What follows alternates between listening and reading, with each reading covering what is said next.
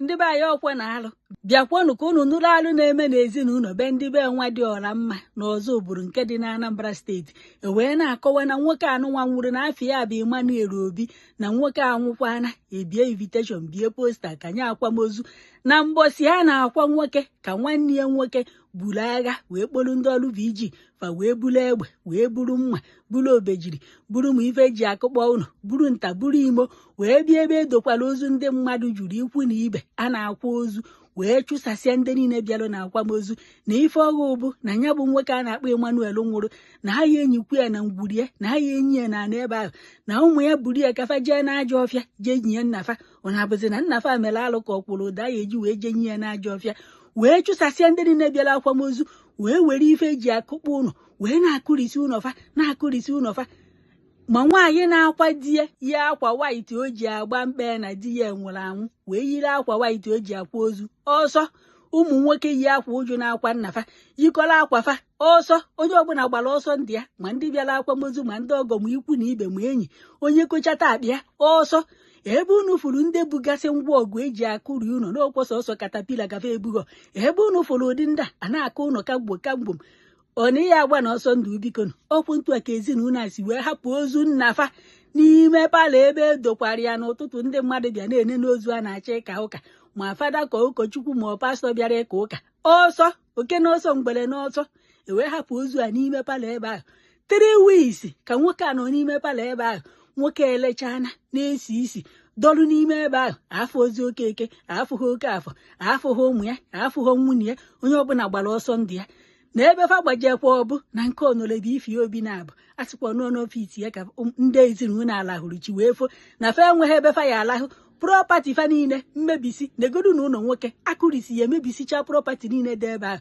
na ife ọgha ụbụ na ha ya enyikwo nwoke na ebe ahụ ewee na-akọwa na ya bụ Emmanuel Obi nwụrụ anwụ a na-akwa na obigokwa na ngwụla ebe anụnwa for 40 years nwanne ya nwoke wee hole eze ntutu wee taa wee tị na aya enyi nwoke anụnwa n'ụlọ ebe ahụ na tiburi ya jee n'ajọ ọfịa wana bụ na nwanne ya nwoke emere alụ ka ọ n'ọkwụrụ ụdọ a ya eji wee bu ya wee jee n'ajọ ọfịa wee jee nye ya n'okwu ntụ a ka akwamozu si wee bi wee na-akọwa n'ọnọrọbe ifi obi na-abụfa n'okwu ntụ a ka eti wee na-eji ikpe na-agagharị ka amarife kpata nwoke ji wee tị na aya enyi nwanne ya nwoke nwụrụ anwụ na o nwekwa ife aka ebe nwoke wetara naanị ya ma ọ bụ nọọ ife a ka a na-azọ na o nwekwa ife o wetara n'ọkwa ụmụ nwoke bụ ife wetara aka ebe na ana ahụ bụkwa na nnafa na ebe fa bibukwa n'ụlọ nnafa fa na okeke ahawa aza ana ma ọ bụ ụlọ fa na oke afọ ahakwa azọ ife ọbụla n'ọkwa nwanne nnafa maka na o nwere ego nwoke a mere ife a ihe epu elo n'ụwa mgbọsị ya anwụ anyị akwakwa ozu ụka udene ya eri ozu unu ya eji wee sị na ụlọ anyị adazi na-akwanyere ndị nwụrụ anwụ ugwu ka etinye fa na ka mkpụrụ obi fa zuo ike na ndokwa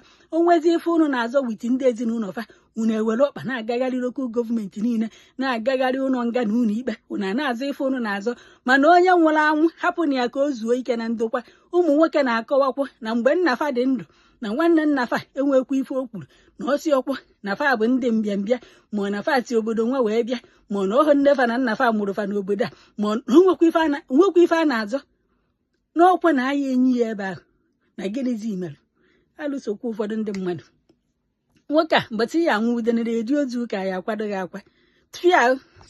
All right, good evening, ma. Briefly tell the world what is happening here today. What is happening here has been a battle for months. It's the story of, in fact, we are here to bury someone. You can see, we are digging a grave.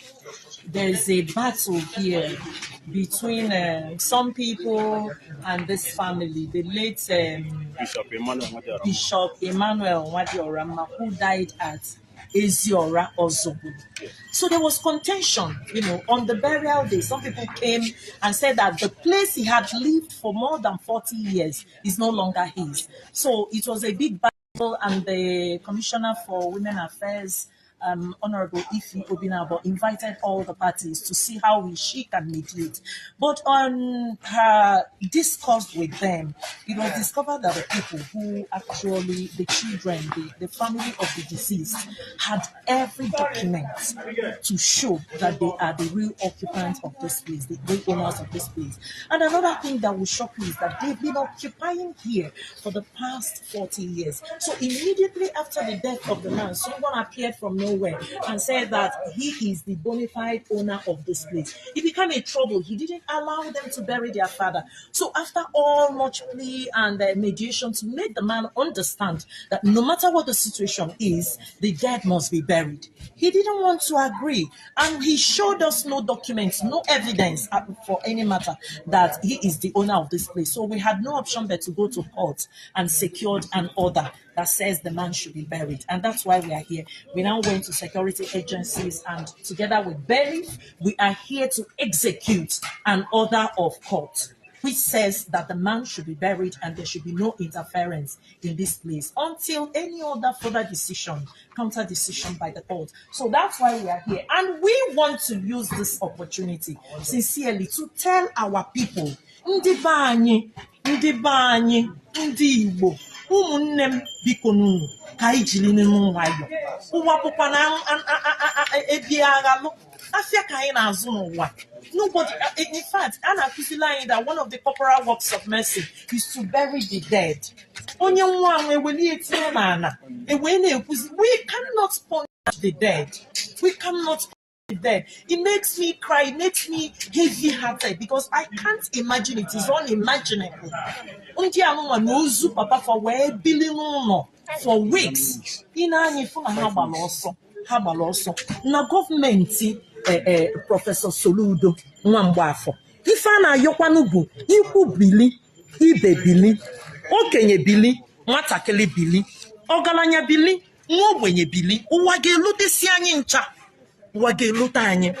There's something we are doing that is so bad in the band.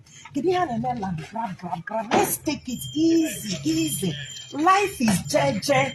When we take it easy, it will be better for us. So I don't think I have much to say here other than that we are here, and the moment we are done with what we are here to do, we will now go.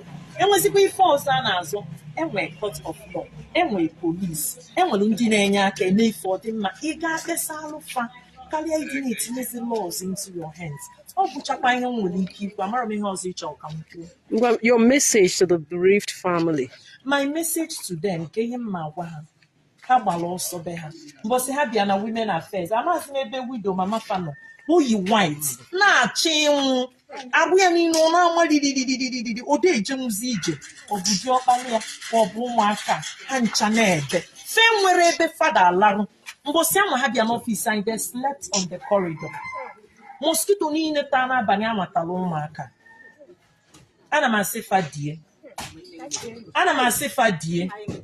na-asị fa na ife anụnwa melụ na ndụ fa fejikwana ya abụọ ọbọ unu emekatakwana abụọ ọbọ maka na ụwa bụ ụwa Chukwu. Are you hearing me? Ife bụ one of the ways to show that somebody is strong and powerful is your ability to forgive. To forgive. Don't carry any resentment.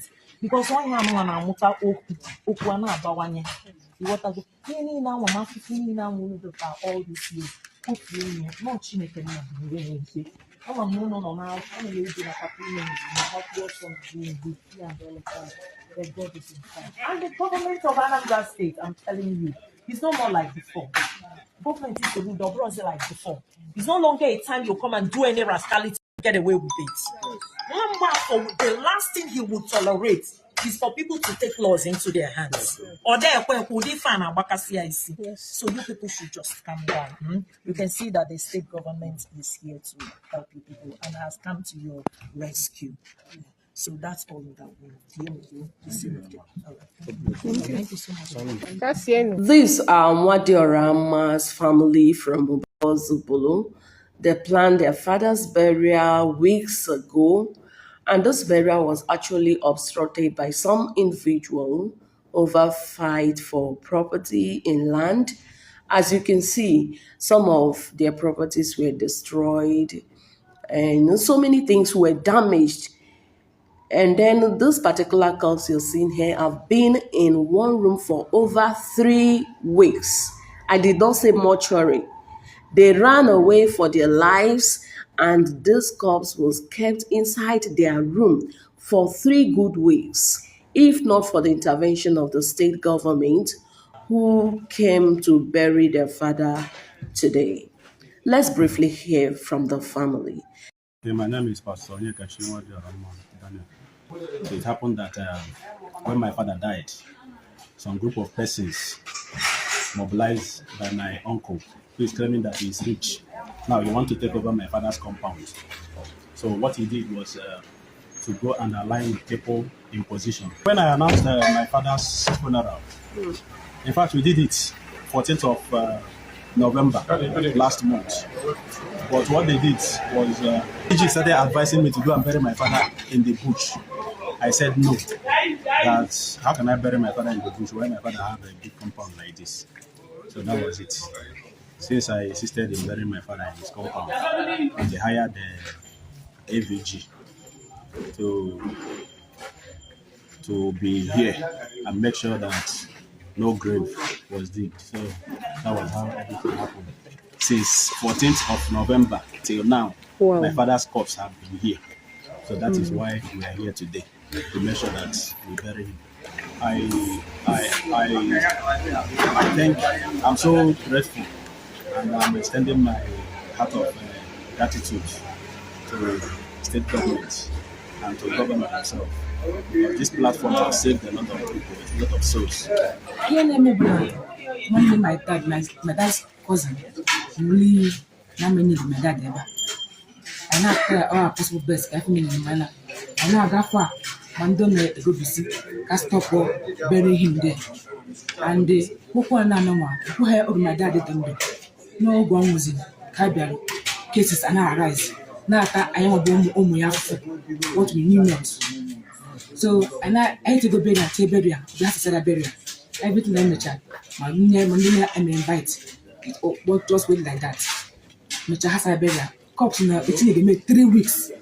Cops in the lying state because of his wicked deed. That meant my father in his land.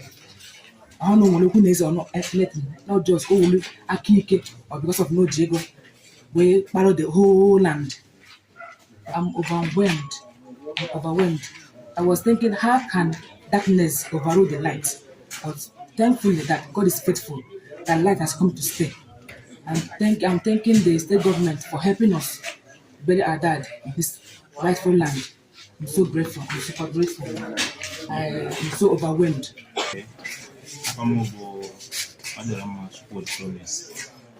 Aqua kita apa ni web posisi ya, kita. Terus aqua kan web nggak di, kita yang kan ini. Nalar kali, ada yang mana ada. Dan kita, terus kita ada ini awak. Mau ni aja. Ndak aku cakap je zo kudu ni. Instead of having help is ya, then no, if you nak akan ni ria ka. Punya ada dia. Kemba jipu buat over 2 years now. Mu bedonye agwara ya bịa n'isi ka ọ fụ ebe ndị a na-ekwu ebe ejechara onye asị oke ngwa na mana mma abịa tụmụrụ na nyafe mụrụ ahụ onye a na-eme efe akpọ ya na fon biznes a ga-emechi ntu a ka esi agagharị ebe niile so amịkatazi asị ọ na onwezi mmadụ enwe ike inyezi mmadụ aka ọ tiri mgbe iji bute ego niile dị n'ụwa wee nye onye aka onye a enyere aka so mana mgbe anyị na-agazi nke a nakọtakwazie ife nwanne nwe isi so na enwedịrị ndị na-anụ eziokwu ya ife nchọpụta n'ụwa ahụ na-eme ka ife wute ndị ma Chineke ma na-adị mma maka ndị niile anyị na ha na-eme ka ịba ndị a na-asị ha aka ọmịna ekwe nke osibụla ha nchọrọ inewu ndị na-efe arụsị onye mere ife a ji atụtụkọ so ha ma ekene steeti gọọmenti ife ha siri etikwa aka na ife anyị ga-eme ka ọ na-abịa n'isi ndị maka na nwanne m goro ebe a nke mmiri ọha n'anya ebe oji ego nwoke ụwa niile ego ekeji ihe ego onye pụrụ oji ekwu ekwu oji nwanne m gwadoro n'elu ọ gbagoro ebe a mara m ekele soro udo ahụ onye nye n'ike mmadụ gbapụta je n'ụmụadị na-anaghị ife nna ha ana ogoro ego a na ekele osi n'ike fere n'ike Chineke debe n'ebe. From Wadioramma's compound in Ozubulu, I am still Serafina Namdes. Cording.